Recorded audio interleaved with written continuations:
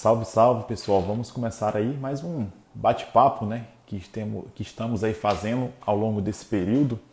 E hoje é a participação do meu amigo Rodrigo Boente.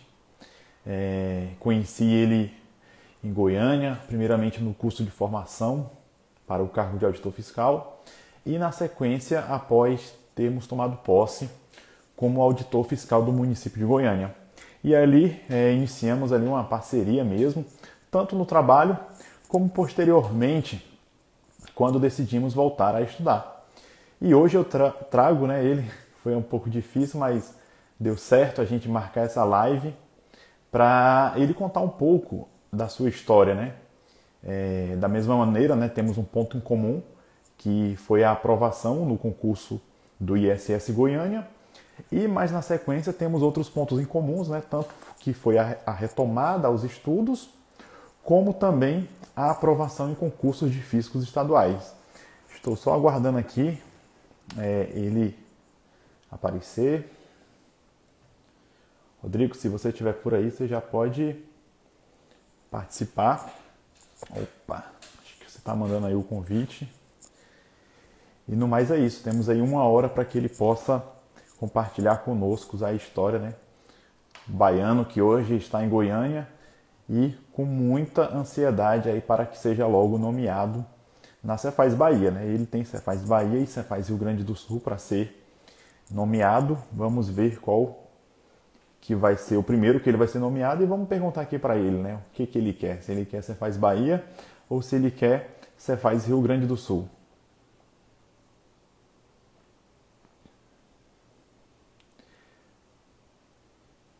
Fala, Rodrigo. Tá na área, Rodrigo?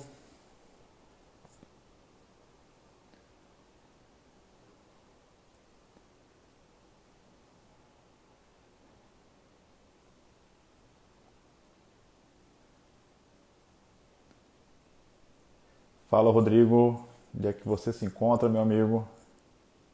Já vi você por aqui, mas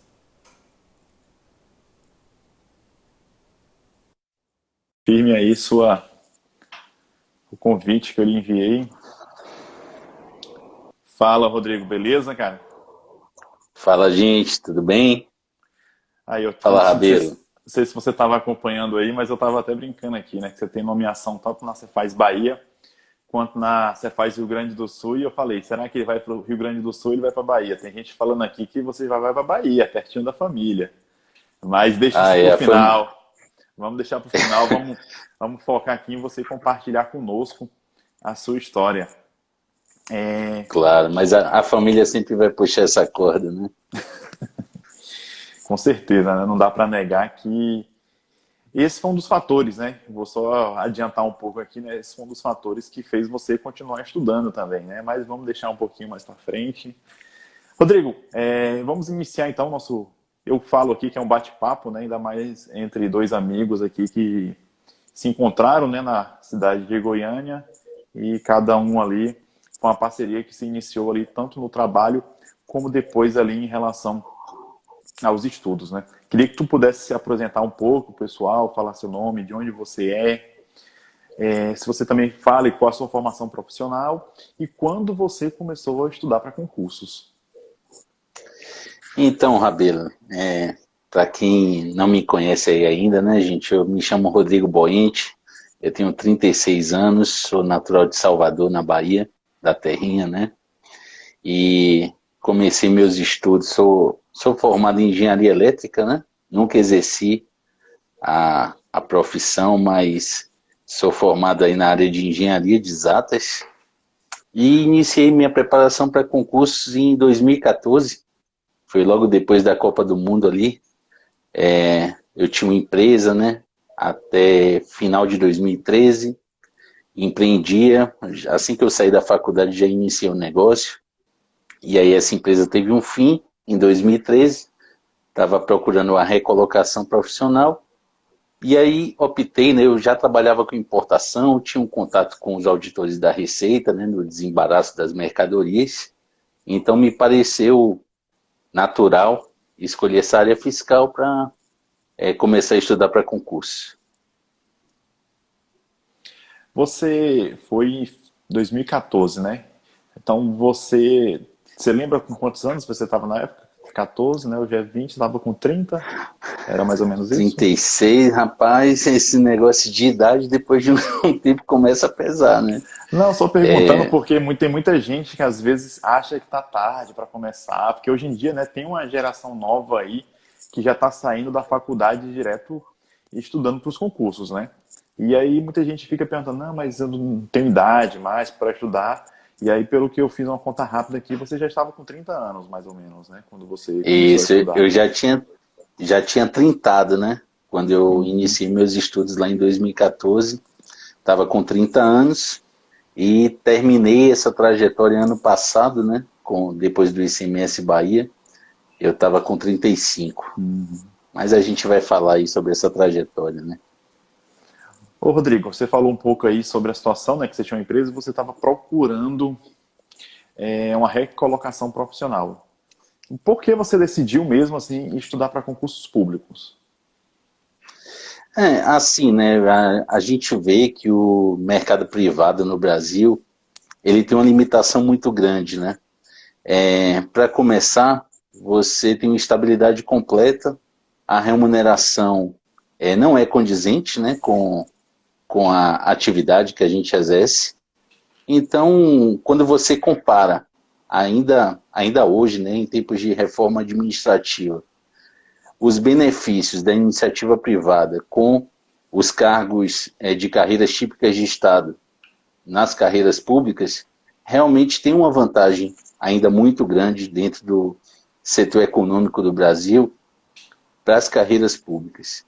E eu estava com dificuldade de me recolocar na iniciativa privada, cheguei até a ter uma proposta para trabalhar lá no Rio de Janeiro, mas realmente naquele esquema de entrar às 7 horas da manhã, sem hora para sair, uma remuneração baixa. E aí quando você comparava, né, você dando uma olhadinha no cargo de auditor da Receita, você via uma vantagem muito grande, né, na opção pela carreira pública. E foi por isso que eu tomei essa decisão de, apesar de saber que não era uma coisa imediata, era uma coisa a ser conquistada, né, Uhum.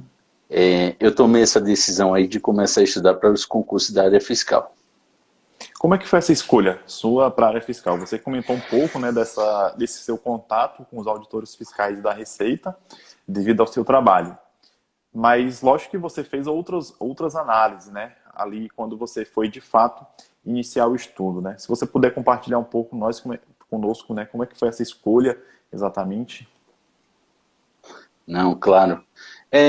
Para mim, né, era muito natural, em escolhendo uma carreira pública, ser a área fiscal, porque eu praticamente toda semana estava no aeroporto, desembaraçando carga, eu tinha contato quase que semanal com auditores da Receita, né, que analisavam as declarações de importação, né, todo o trâmite burocrático para desembaraçar a carga.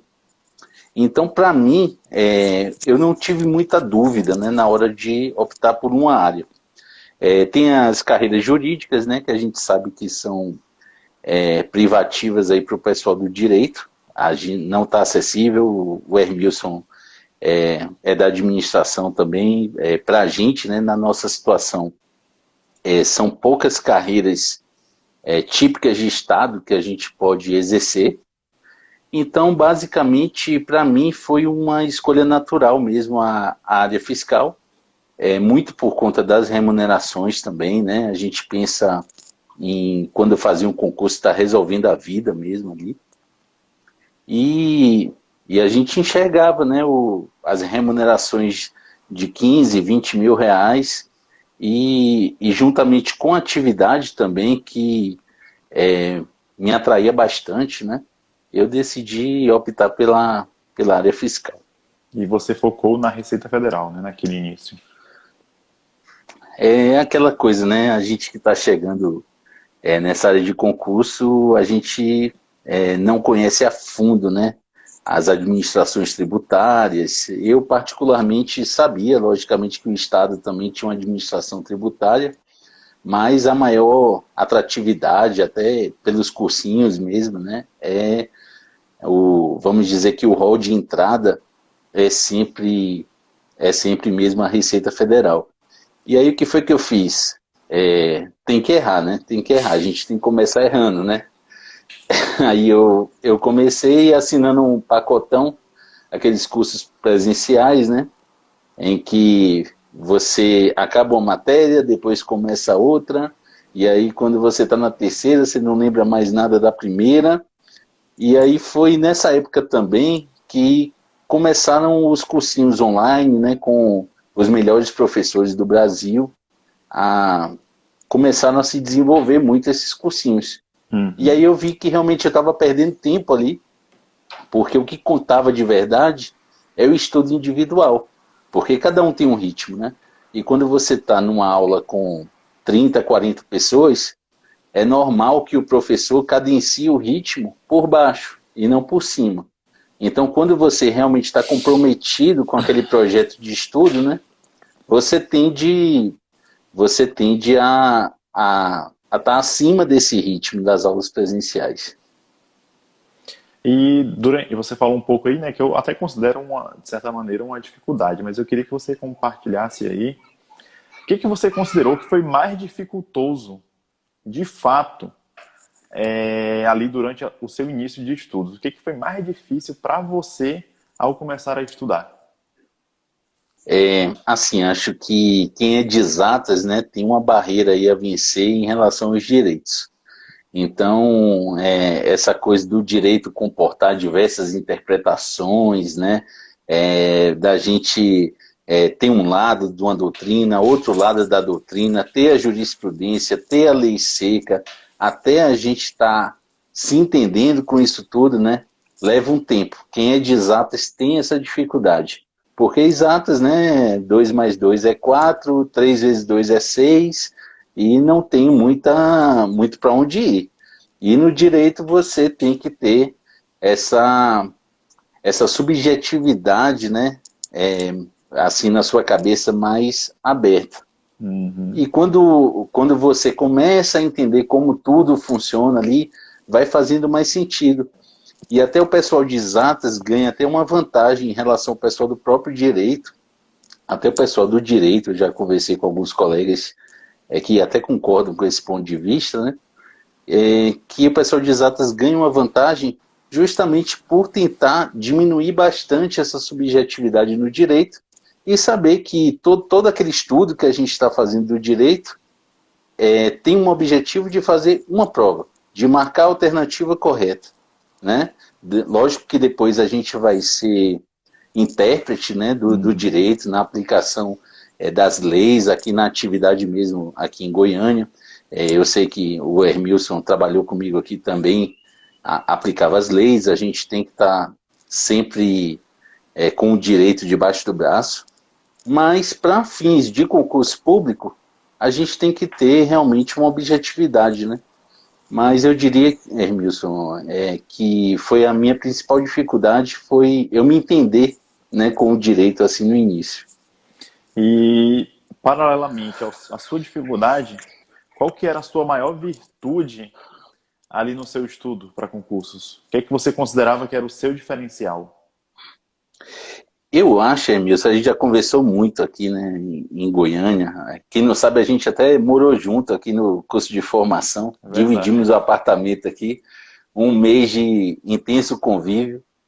E eu acho assim que minha principal virtude era o planejamento mesmo. Eu me interessava muito por essa questão de fazer um planejamento, né, ali a coisa abstrata, e depois ver que aquele planejamento executar bem, logicamente, esse planejamento que eu me propus, e ver que aquele planejamento teve um resultado e ir fazendo o ajuste fino, né, que precisava, porque nenhum planejamento nunca é perfeito.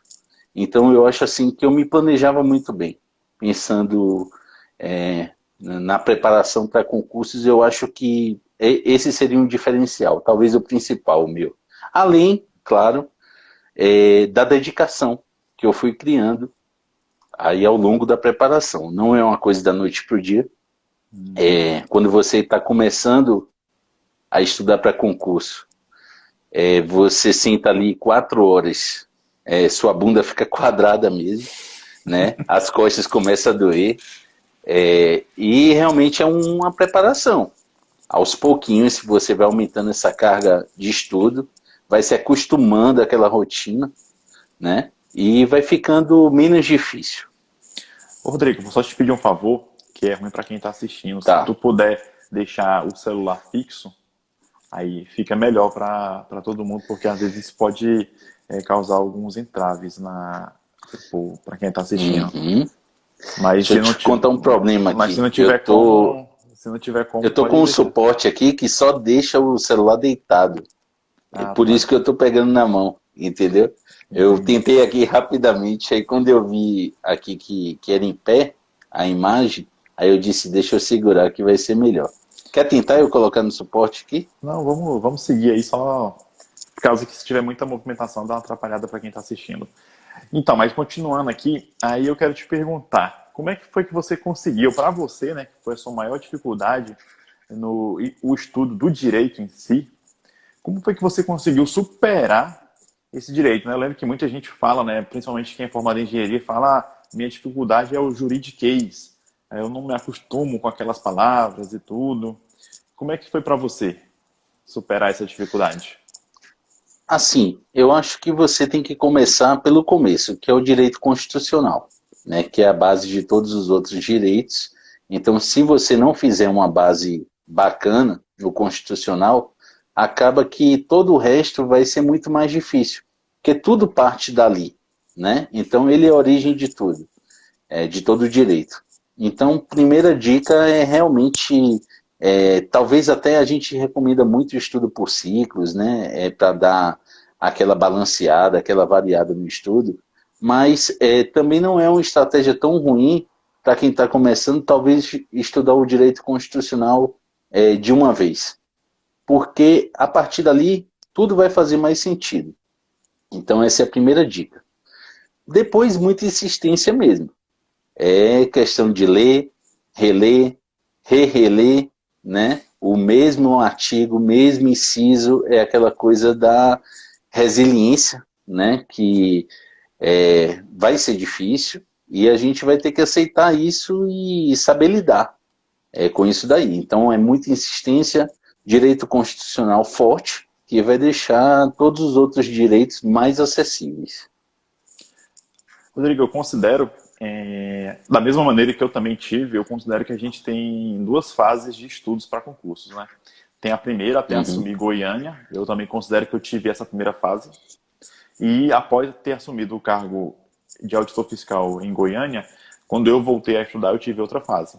Eu considero, né, até por já te conhecer, eu considero que você também teve duas fases, até assumir Goiânia e depois de já ter, depois, né, de, como é que se diz, né, após ter retornado os estudos, né, já como auditor em Goiânia. Conta pra gente como é que foi um pouco dessa rotina na primeira fase, né? Ou seja, quando você começou a estudar e você foi até ser aprovado em Goiânia, né? Você trabalhava, você só estudava, como é que era um pouco a sua rotina e a sua carga horária? Então vamos lá. Eu comecei estudando em 2014, né? Eu, como falei, eu estava sem emprego, estava por conta do estudo mesmo. Eu decidi mesmo dedicar o estudo completo a concursos públicos, né? Dedicar todo o meu tempo. E então, 3 meses depois que eu comecei a me preparar, saiu o concurso do ISS Salvador, da minha cidade, né? Um concurso que não acontecia há 20 anos. Então, assim, né, eu tenho minha religiosidade, então eu tendo a acreditar tudo a Deus, né? Eu digo, não, Deus preparou essa oportunidade para mim. Porque não faz sentido, né? Eu ter começado a estudar 3 meses atrás e tá saindo aqui o edital do ISS Salvador. Tinha os cargos de auditor fiscal e analista fazendário, né? E aí, assim, né? Eu sabia que seria muito difícil, porque muitos candidatos se preparando há muitos anos, concurso muito concorrido, né? Mas eu disse assim, poxa, eu estou começando aqui minha preparação. Então, eu me jogar nesse edital vai fazer muito bem, porque a partir desse concurso, eu posso quebrar um paradigma e começar uma nova fase na minha preparação. Acho que o pior que pode acontecer é isso daí. E aí fui eu, estudei bastante, né? Assim, no pós-edital, acho que em torno de 300 horas, para o que eu vim ali começando, foi muita coisa, 300 horas líquidas, né? Em quantos meses? 2 meses? E 2 meses. A carga de estudo alta, né? E, e aí o que aconteceu? No concurso de auditor não consegui classificar, eu fiz até 80%, a prova foi mais superficial, né? Teve uma nota de corte bem alta, e eu não consegui classificar. Normal, né? 3 meses de estudo ali, eu errei até uma questão que eu lembro até hoje, confundindo motivo com motivação. Então, assim, para ver que eu estava bem no início ali mesmo, né? E aí no analista fazendário, que foi o outro cargo, que foi uma semana depois da prova, aí eu consegui ficar no cadastro de reserva. Fiquei na posição 37, eram 29 vagas.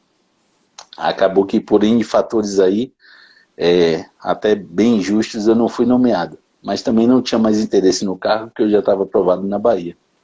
Não, na verdade, você não considera essa aprovação, mas você foi, assim, a administração, ela não nomeou você, mas você já tinha o direito, né, em virtude das desistências que ocorreram, né? Então é um cargo que Exatamente. você não assumiu por dois fatores. Um, porque a administração não nomeou porque não quis. E segundo, porque você não entrou na justiça. Se você tivesse entrado na justiça, você É, teria o direito, porque chegava até você com as desistências. isso. A aplicação daquela súmula lá do STF, né? Uhum. Então eu ganhei, na verdade, direito subjetivo à nomeação quando houve as desistências. Então, a administração alegou lá, eles demoraram 4 anos para fazer a nomeação de todas as vagas. E aí, quando houve a última nomeação, houve desistências e eles não repuseram. E aí, quando eu entrei em contato, eles falaram que o concurso venceu. Então, a Uhum. administração pública tem umas atrocidades de vez em quando, né? Mas sigamos, né? Aí eu te pergunto, então você, agora, para deixar um pouquinho claro e objetivo aqui, você só estudava então, né? Como você falou, né, que não estava mais na iniciativa privada, então você estava só estudando, né? Ou seja, o dia inteiro, né? Como é que era conta pra gente aí como é que era uma rotina normal sua, um dia sem nenhum problema. Olha, assim, a partir desse concurso de Salvador, que eu entrei nesse pós-edital, eu realmente comecei a me dedicar bastante, em torno de 8 horas líquidas por dia. Acordava, já estudava umas 3 horas líquidas de manhã, à tarde mais umas 3 horas e matava mais umas 2 à noite, né? Então eu ficava mesmo por conta dos estudos, full time, né? Vamos dizer assim, não estava trabalhando. E acho que quem não está trabalhando tem que realmente estudar todo o tempo que for possível, desde que preserve, né, o seu descanso, já que o descanso também é fundamental na preparação para concurso. É durante o seu descanso que você vai conseguir reter todas aquelas informações, né, que você estudou ao longo do dia. Então, minha rotina era basicamente essa. Eu era muito rígido, assim, eu acho até que um pouco rígido demais, porque eu não me dava um domingo de folga, mesmo pré-edital assim, eu costumava estudar a mesma carga horária. Às vezes aliviava um pouquinho, na verdade, no domingo, estudava só um turno, mas o restante da semana não tinha muita flexibilidade, não. Neguei muitos eventos, neguei muitos convites de amigos aí para tomar uma cerveja, bater um papo, aquela coisa mesmo da abdicação, né? Largou o Que, futebol, parou de ir pra jogo? rapaz, o futebol era meio fraco, né? É, ter que abandonar meu Bahia assim me doía o coração, mas por um propósito maior, né? A gente tem que fazer esses sacrifícios. Então, Hermilson, era basicamente essa daí minha rotina, né?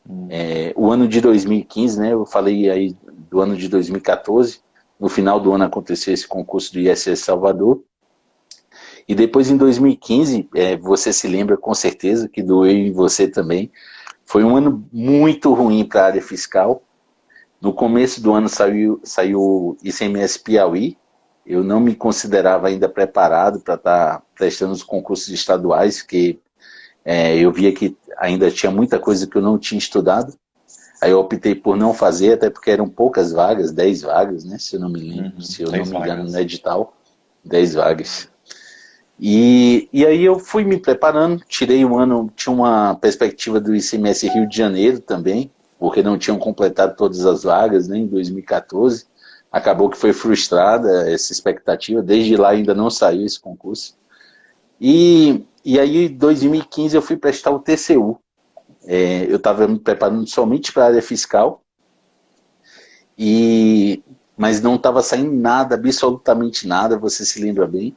E aí saiu o TCU na área de controle, uma área nova para mim, com muitas matérias que eu nunca tinha visto. Um concurso, como a gente chama, faixa preta, né? Dos mais difíceis aí da área de controle. Eu encarei esse pós-edital aí num ritmo frenético. Eu disse para mim mesmo assim, se tem qualquer chance de eu ser aprovado nesse concurso, é me matando aqui 60 dias. Eu só fui estudar mesmo no pós-edital. E lá fui eu. Estudei 600 horas líquidas em 60 dias. Caraca. Pior coisa que eu já fiz na minha vida. Eu já te contei essa história. Eu não respeitei os meus limites. Eu acho que eu ainda não conhecia esses limites e por isso eu quis me testar. O que acontecia? Eu estudava 11 horas líquidas, tudo eu tinha que fazer correndo, me alimentar rápido, ir no banheiro rápido, porque senão eu não conseguia dar conta daquela carga horária que eu estava planejando para mim. E foram 60 dias muito ruins. Eu estudava tanto que quando eu ia dormir, eu não conseguia descansar. Minha cabeça estava tão cheia de informação que eu demorava 2 horas ainda para dormir. Já ia dormir tarde, né, porque estava estudando muito, então eu precisava dormir 6 horas por dia, mas na verdade eu estava dormindo umas 4.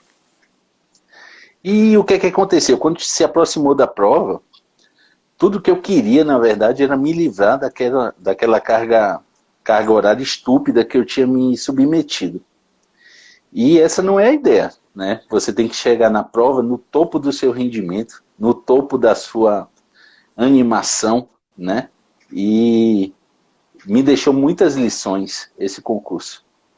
Por isso que eu falo para meus alunos, nossos alunos, né, do coach, a gente vai falar um pouquinho depois, que é muito necessário a gente respeitar nosso limite de descanso. A gente tem um limite, cada um tem o seu.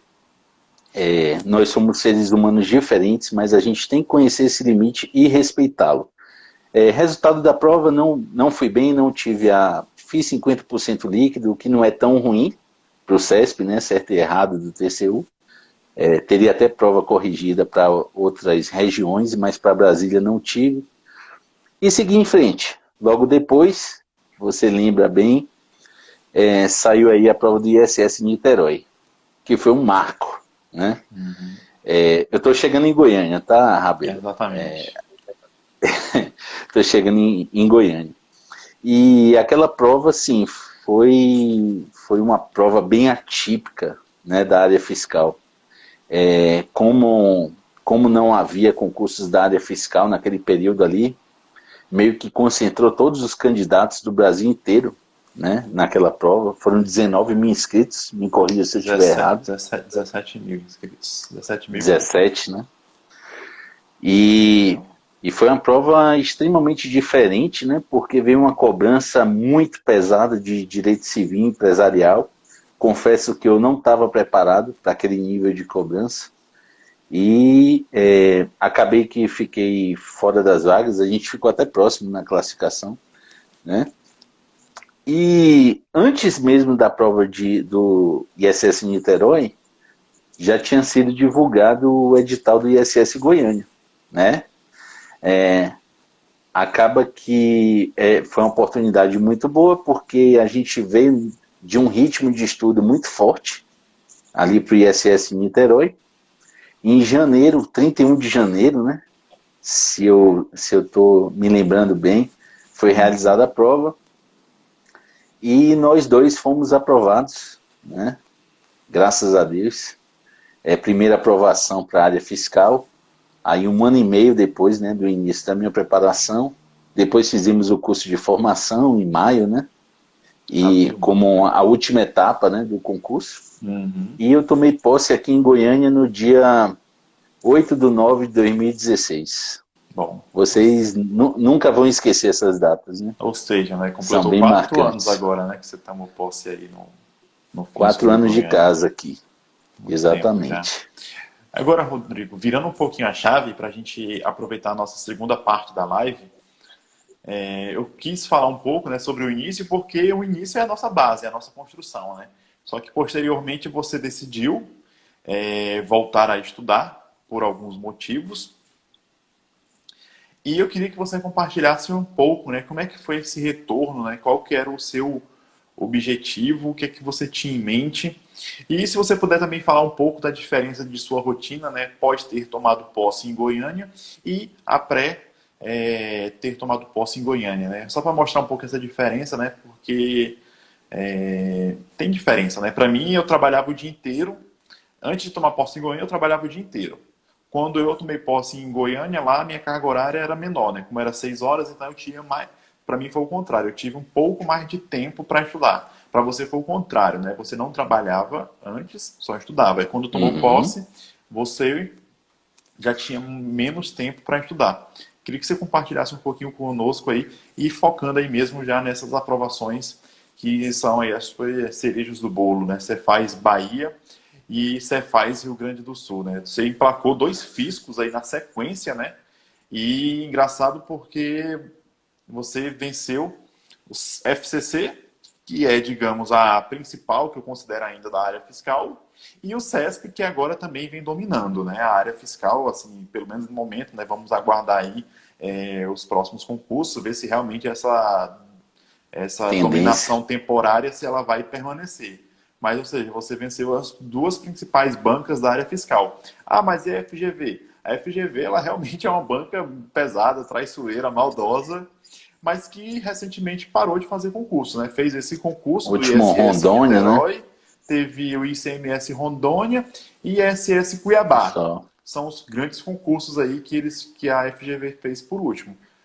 Mas, assim, ou seja, hoje em dia é FCC e CESP.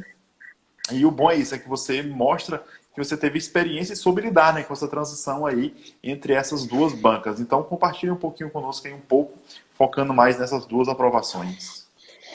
Então, vamos lá. Eu divido minha preparação em 3 etapas mesmo. A primeira etapa até tomar posse em Goiânia, né? Enquanto eu estava somente por conta dos estudos, como você bem falou. A etapa pós-posse aqui em Goiânia, onde eu tive que conciliar o trabalho com os estudos, né? E uma terceira etapa, depois que meu filho Gustavo nasceu, acho que também maior bênção da minha vida, mas me impôs um desafio maior ainda, porque era mais uma fonte ali de minha atenção que seria dividida, né? Então vamos falar dessa segunda etapa. Tomei posse aqui em Goiânia, né? Aconteceu de eu ter que parar um pouco os estudos. Eu vim com minha noiva na época para cá, atual esposa, Roberta. Um beijo, amor. Ela gosta. Então, aí eu vim com minha noiva para cá e tem um tempo, né? Depois que você toma posse num cargo novo, que você estava almejando há muito tempo, é natural que você dê uma relaxada por um tempo. Eu tinha meus focos, né? Eu queria Receita Federal ou eu queria ICMS Bahia, já que esse Salvador tinha acontecido há pouco tempo e não ia acontecer tão cedo de novo. Eu sabia que eu tinha que continuar estudando, mas eu dei uma escorregada aqui por uns meses, eu diria que uns 4 meses aqui, até me adaptar à cidade, né? Ao bairro que você vai morar. o ritmo do trabalho, um trabalho novo, né? Você tem que se dedicar muito no começo até entender como tudo funciona, saber lavrar um auto de infração, fazer uma auditoria tributária, né? Então é natural que quando você assume um novo cargo, você não consiga manter os estudos como você vinha mantendo antes de assumir esse cargo, principalmente na área fiscal, né? Então, depois desse tempo, né, eu voltei a estudar, voltei a ter meu foco mesmo na área fiscal, mas surgiu a oportunidade aí do TCE Pernambuco, em 2017, você lembra bem também, foi até o Rabelo que me convenceu a entrar nesse pós-edital do TCE Pernambuco. Eu vinha dando uma escorregada ali nos estudos, né? E foi muito bom, porque eu entrei no pós-edital de cabeça mesmo. Minha esposa estava com 7 meses de... Lá foram 90 ou 60 dias, Rabelo? Acho que foi quase 90, 80 e pouco. Foi, quase 90. Então minha esposa estava com 6 meses de gravidez, quando foi divulgado o edital. E eu parti para fazer a prova. Assim, a prova foi praticamente muito próximo do nascimento do Gustavo, meu filho.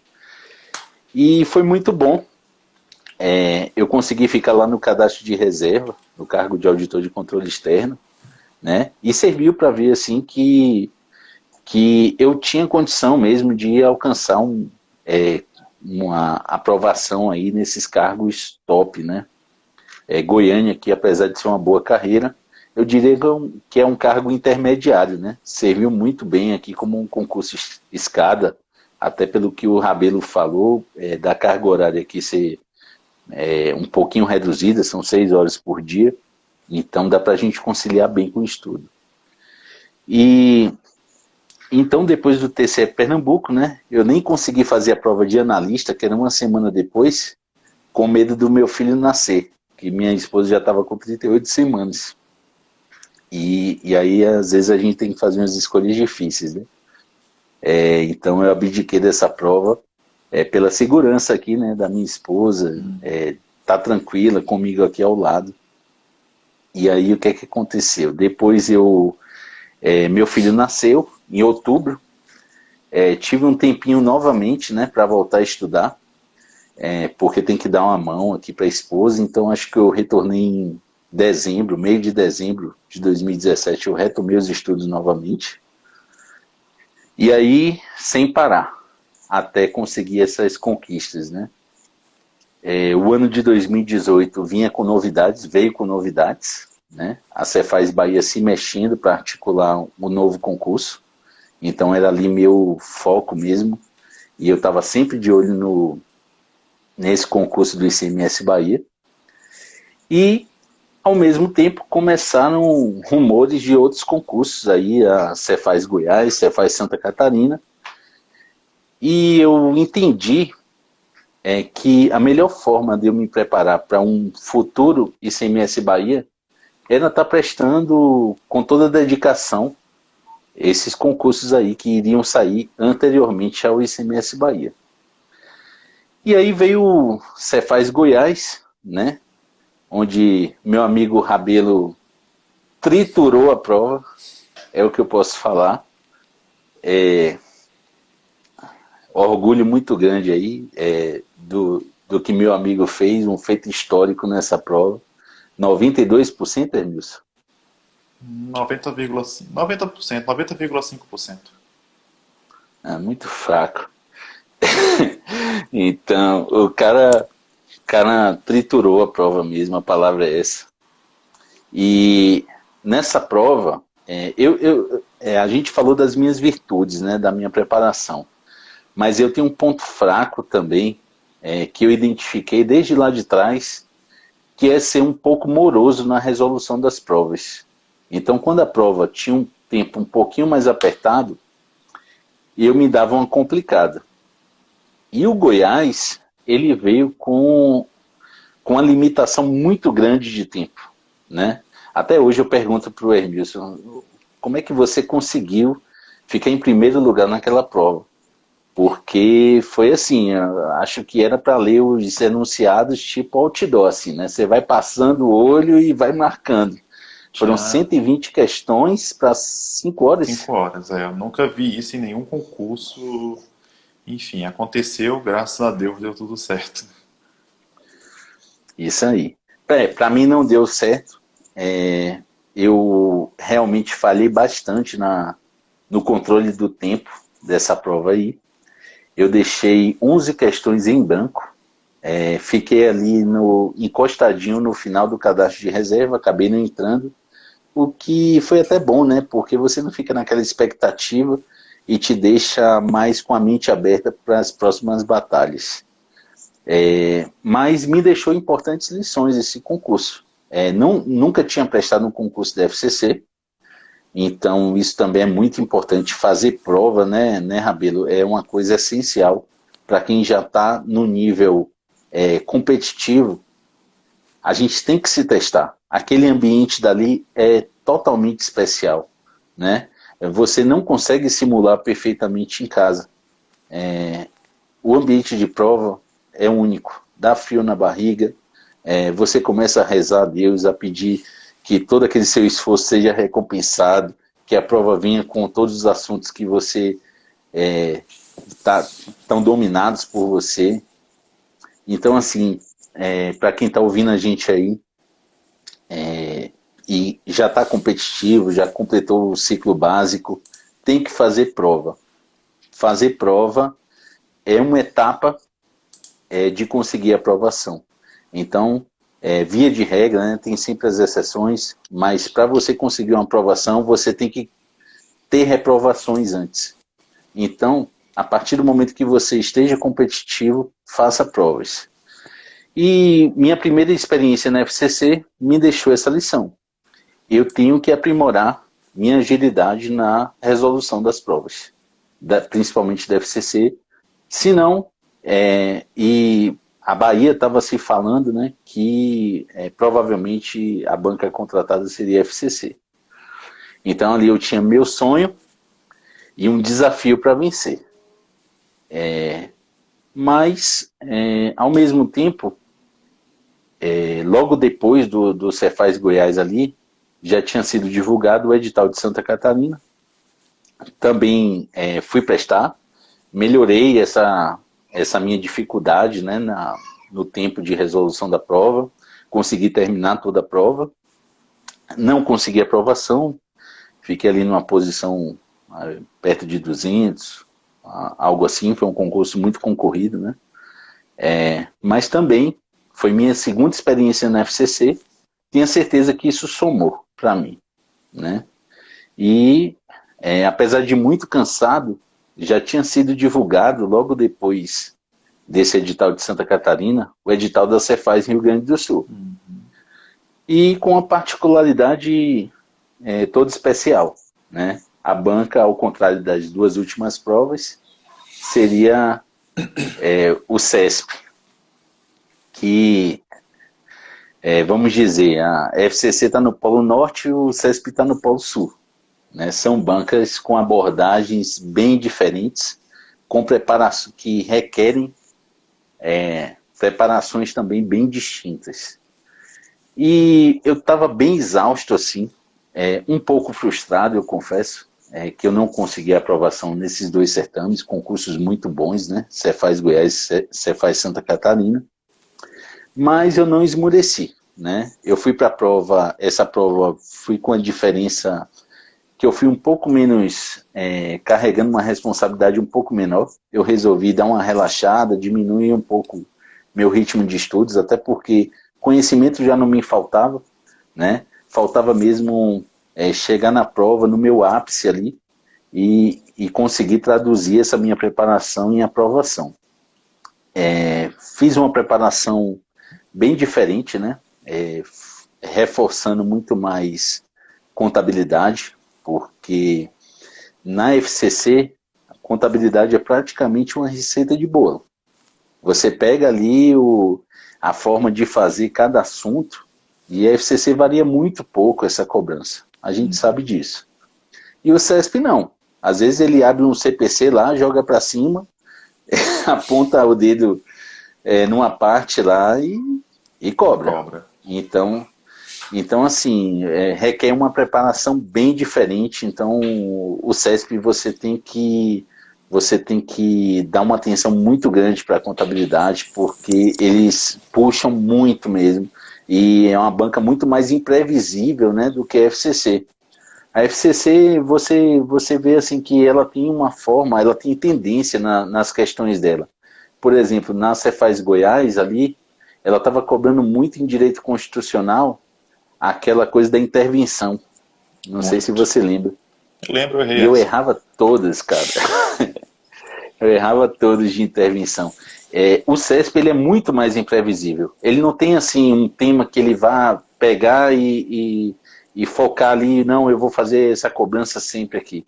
Ele cobra de tudo mesmo e você tem que estar com a preparação, eu acho que mais profunda, né, Rabelo, do que a FCC. A FCC eu considero que ela, É, eu falo que ela é uma banca mais justa, porque se você estudar tudo direitinho e tal, vai estar lá sendo cobrado. O CESP não, cara, ele tem umas loucuras e sem contar nas loucuras de cobrança, tem as loucuras dos gabaritos que eles divulgam, né? Hoje, nem dá tempo a gente entrar nesse mérito hoje, mas eu não considero uma banca muito justa, né? Acho que devo ter meus traumas e minhas raivas aí do CESP, mas isso não é papo para hoje não. Quem sabe depois a gente comenta um pouco sobre isso, né? Pode continuar aí a gente sua história. fazemos uma live aí, CESP versus FCC. Uhum. Mas, voltando aí ao CESP, né, eu já tinha uma experiência no CESP. Eu tinha feito o TC1 lá em 2015, como eu contei para vocês. O TCE Pernambuco também foi CESP, né? Então, vamos dizer que eu já tinha umas costas mais largas, né, para encarar o CESP. Foi minha terceira oportunidade e, por graças a Deus, deu certo. Eu consegui a 20ª colocação aí na ampla concorrência, né? E meio que tirou aquele peso, né, dos ombros, assim. Eu vinha do Cefaz Goiás, Cefaz Santa Catarina, meio que batendo na trave, me aproximando ali. Mas tá dentro das vagas é Não tem uma preço. sensação indescritível, Muito né? bom. Você se sente assim recompensado por todo esse esforço, dedicação. E foi bem nessa terceira fase minha de estudo, né? Que eu já estava Uhum. com o Gustavo aqui, requerendo minha atenção. Inicialmente na Cefaz Goiás eu fui para uma sala de estudo. Você lembra bem que a gente estudava na mesma sala, nos intervalos ali a gente trocava muita ideia, né? E a partir de Santa Catarina eu retornei para casa porque eu estava muito ausente, né? Praticamente quando eu saí de casa para trabalhar, meu filho estava dormindo. Quando eu voltava já eram 11 horas da noite, meu filho já estava dormindo. Então isso estava me fazendo um pouco de mal. E aí eu retornei para casa, para esse quarto aqui mesmo, e, e decidi estudar em casa. Muitas vezes o Gustavo batia na porta aqui, querendo minha atenção, né? Tantas vezes eu tive que parar o cronômetro e brincar um pouquinho com ele, interagir com ele. Então essa fase aí também foi bastante puxada para mim, conciliando trabalho, filho, esposa e a preparação aí para concurso. Mas graças a Deus aí Você deu, conseguiu, deu né? certo, Auditor né? fiscal do Rio Grande do Sul. E essa foi a primeira aí. E agora eu quero que você comente aí como é que foi essa fase final da Bahia, né? Porque na verdade na verdade você já vem contando a história, né? Então eu só quero que você finalize aí a parte da Bahia, até porque a gente tem 10 minutos agora aqui de live. Mas eu queria que você deixasse 5 para a gente fazer aqui algumas considerações finais. Beleza, eu vou ser rápido aqui. E aí o engraçado, Hermilson, eu estava comemorando com minha esposa e com meu filho, eu saí para jantar, né? Comemorando a aprovação no Rio Grande do Sul. E aí nos grupos de concurso aí da vida, saiu um anúncio do Rui Costa, governador da Bahia, que naquela madrugada ia sair o edital da Cefaz Bahia. Assim, né? Pô, eu não acredito muito em coincidência, eu acho que tudo tá talhado mesmo para você ali. E eu disse, pô, é minha chance. Eu estava exausto, né? 3 editais, 3 pós-editais seguidos.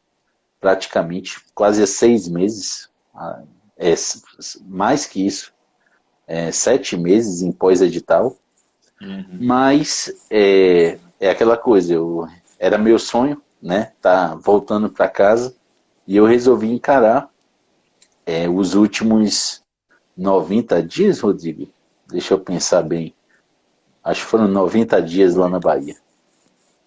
E 90 dias para minha aposentadoria, né? Agora eu tinha essa motivação. Porque se eu não fosse aprovado, eu tinha um concurso muito bom, né, dos mais tops aí da área fiscal, que é o ICMS Rio Grande do Sul. Uhum.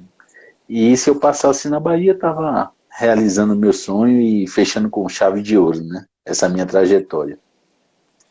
E aí fiz uma preparação mais light, respeitando esse meu cansaço, né, de 7 meses de pós-edital. Tentei assim mesmo lapidar aqueles pontos que eu não era tão proficiente, dando uma atenção muito grande para TI, estatística, que teve um peso forte. Também treinando bastante discursivas, porque ao contrário de todas essas provas anteriores, vamos dizer que era o elemento novo nesse edital da Bahia aí. E a banca FCC, né? Já tinha tomado 2 reprovações, né? Se eu não fui aprovado, fui reprovado, né?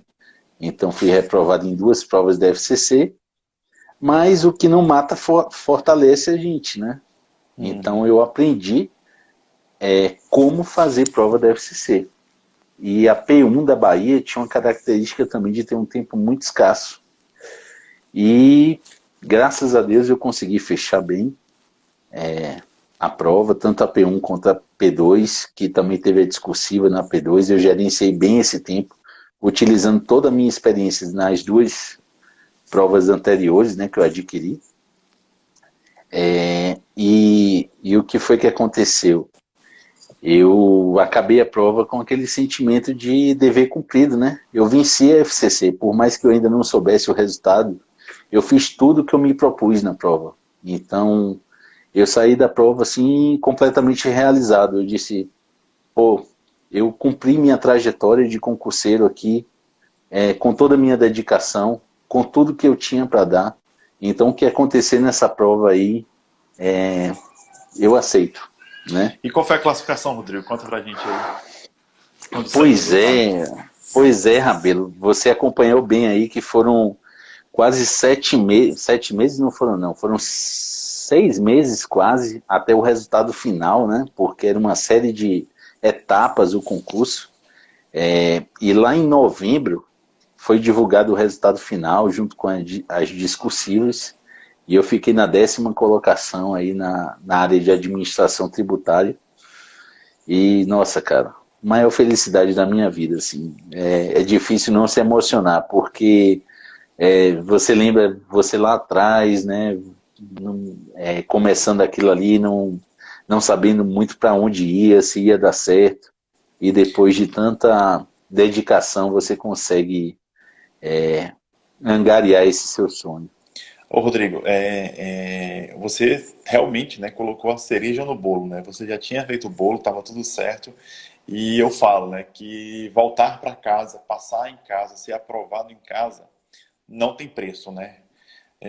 Você hoje está em dúvida, não vou dizer em dúvida, na verdade você tem 2 situações, né? Você tem a Cefaz Rio Grande do Sul e tem a Cefaz Bahia, né? Então você está tranquilo aí, um que paga um salário maravilhoso, um que paga muito bem, mas tem o outro que paga melhor. Mas eu acho que no final das contas, realmente o fator familiar ele pesa, né? Até porque, como eu sempre brinco, né? Em casa não tem preço. E eu queria mesmo, sim, foi muito bom, né, a gente ter conversado aqui, né, você compartilhar um pouco a sua alegria, né, de ter sido aprovado tanto na Cefaz Bahia quanto na Cefaz Rio Grande do Sul, 2 fiscos estaduais em seguida aí e 2 bancas diferentes, né, ou seja, você enfrentou 2 diferentes aí adversários. E é muito bom, cara, porque na Bahia eu lembro que você já ajudou muita gente, né? Acho que você tinha compartilhado alguns cards ali do Anki, né, com alguns e com certeza Eu sei, né, que teve alguns aprovados aí que também utilizaram você, ou seja, você, além de ter sido aprovado na Bahia, você conseguiu ajudar outros a serem aprovados também na Bahia, né? E aí serão companheiros de trabalho, né? Isso aí com certeza também é muito valioso. E isso tudo foi o quê? No ano passado, né? E hoje, além de ter sido seu colega de trabalho em Goiânia, né? Ter morado com você no curso de formação, né? Durante aquele um mês em Goiânia, ter trabalhado com você em Goiânia, lá na fiscalização do ISS, a gente acabou não tendo um momento, né, até para compartilhar com quem nos acompanha, que a gente iniciou um trabalho, né, agora. Eu acho que nem eu sabia, cara, que você tinha falado da parte, você falou que era o seu forte, era o planejamento, né? E hoje, realmente, o nosso trabalho, né, que a gente vem fazendo aí de consultoria para concursos públicos, né, a gente já tem uns alunos que têm elogiado bastante a ferramenta que você criou, né? Ou seja, você criou a ferramenta, lógico que a gente faz todo aquele trabalho intelectual e é você quem alimenta ali, né? Quem adapta o sistema, né, para nossas necessidades, né? E eu queria fazer um convite para ti aqui, para que a gente possa fazer semanalmente uma live abordando alguns temas, entendeu? A área fiscal, sei que está em momento de reforma, mas é uma área que ela sempre vai valer a pena por conta. Você trabalha ainda, né? Eu fiquei quase 3 anos no Fisco de Goiânia. A gente sabe da importância do auditor fiscal, não só da importância, porque às vezes tem gente que é importante e não faz nada, mas tem a importância e o trabalho realizado pelo auditor fiscal. E com certeza é uma área, né, que é considerada típica de Estado, independentemente de reforma ou não, é um cargo que vai ser sempre valorizado. Então, vale a pena a gente manter esse contato diário, na verdade semanal, né, aqui numa live com quem nos acompanha, quem nos segue, para que a gente possa compartilhar experiências e a gente poder tocar em alguns pontos específicos. Um dos pontos que eu tenho pensado é o seguinte, são 2 no momento. A tendência de ter provas discursivas na área fiscal ou não, a tendência de ser o CESP ou não, como vencer o CESP. E aí você vai compartilhar conosco como vencer o CESP, qual a estratégia a ser adotada, qual o melhor caminho a ser adotado. E aí, você topa fazer essa participação semanal? Opa, Rabelo, grande prazer aí. Vamos fazer essa live semanal, sempre trazendo conteúdo para agregar valor à preparação aí do pessoal da área fiscal, de controle principalmente, né, que é a área que a gente tem bastante experiência, bastante know-how. E estou muito feliz desse trabalho que a gente está começando a desenvolver, né? A gente já vê aí o resultado com alunos dando esse feedback positivo para a gente, principalmente na preparação do ISS Aracaju, que é a próxima prova aí da área fiscal. E eu tenho certeza que esse nosso trabalho vai render frutos, em se falando de aprovações, né, que é o nosso foco. É o resultado, né? Com certeza, o foco tem que ser o resultado, né? Se o nosso acompanhamento não focar no resultado, ele não serve, né? Então, tenha certeza que todo o trabalho que a gente está fazendo, toda a metodologia do nosso acompanhamento é focando no resultado, utilizando como insumo de entrada toda essa nossa experiência, né? Para fazer com que nossos alunos passem ilesos por erros que nós mesmos cometemos, né? E hoje a gente consegue evitar com que nossos alunos cometam esses mesmos erros. E fica o convite aqui a todos para conhecer nossa consultoria. Chama a gente no WhatsApp, chama a gente aqui no Instagram, e a gente vai ter o maior prazer de apresentar para vocês. E toda semana, então, fica marcado aqui esse encontro. A gente tratando de diversos temas aí. Rodrigo, e nosso tempo... agregando valor a todos. nosso tempo está sendo finalizado, a gente tem um pouco mais de 10 segundos. E eu te agradeço a participação. A gente vai fechar a data, né, semanal, para a gente, o dia semanal, e agradeço a sua participação. Um abraço, amigo.